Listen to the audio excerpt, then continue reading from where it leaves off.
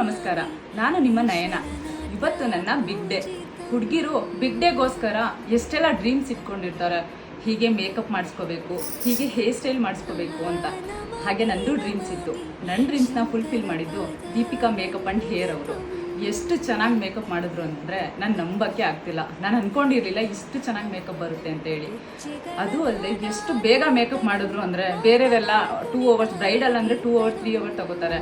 ಇವ್ರು ನನಗೆ ಒಂದು 30 ಮಿನಿಟ್ಸಲ್ಲೇ ನನಗೆಲ್ಲ ಮುಗಿಸಿದ್ರು.